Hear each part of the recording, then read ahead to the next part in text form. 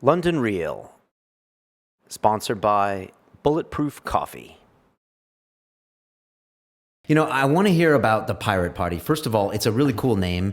You've got a really fascinating story. You know, it happened in Sweden. Obviously, the first time I heard about the Pirate Party was actually when it was in Germany. So I heard about it after the fact. But I wonder if you could walk us through how it all started, why you came up with the name, and what caused you to do this. Sure. I mean, it's a bit of a long story, but I think you need to see how it developed to picture how it all grew. I mean, Sweden was very, very early in broadband rollout. We had fibers to apartments in 1998 and 1999. My apartment was fibered before the turn of the century. Most apartments out in Europe still aren't. Right, okay. So in this environment, Napster came about, and imagine what we used it for. I mean, Sweden was third in household bandwidth after Japan and South Korea by 1999.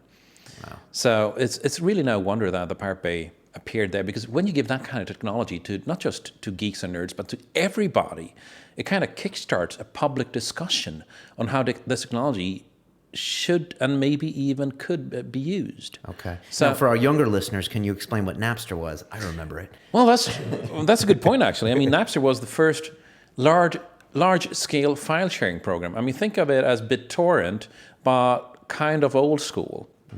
So what was new about that? I mean, this was with relatively very, very small hard drives, still sometimes measured in the megabytes instead of terabytes of today.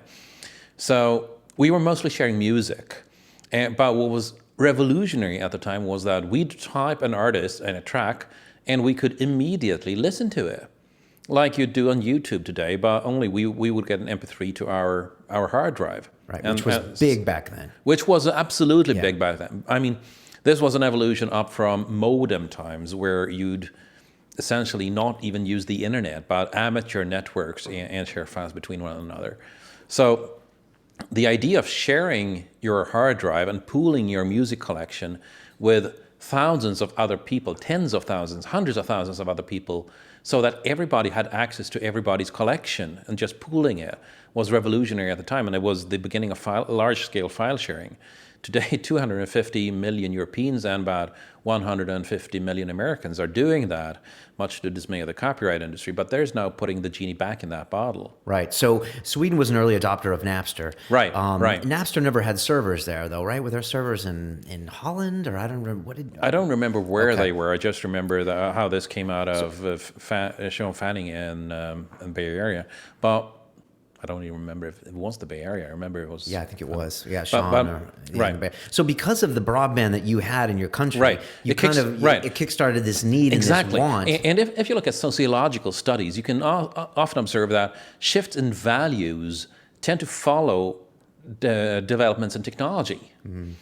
So, I mean, when the copyright industry established their lobby firm in 2001 in Sweden, which was called the Anti-Pirate Group, no, Anti-Pirate Bureau, the Anti-Pirate Bureau. Right. They were so late to the game, it was ridiculous, and everybody was laughing at them. But they still got some media, as in they were making ridiculous claims. What was funny about that was that a couple of musicians decided that they wouldn't take these outrageous claims lying down. So in 2003, a bunch of cultural workers and musicians founded a counterpoint to the lobby's Anti-Pirate Bureau. And what would be a better name than the Pirate Bureau? Okay, all right. So they would go really provocative, stating, isn't it great that we can all share music? Right. I mean, this is the best thing, this is the greatest library ever invented.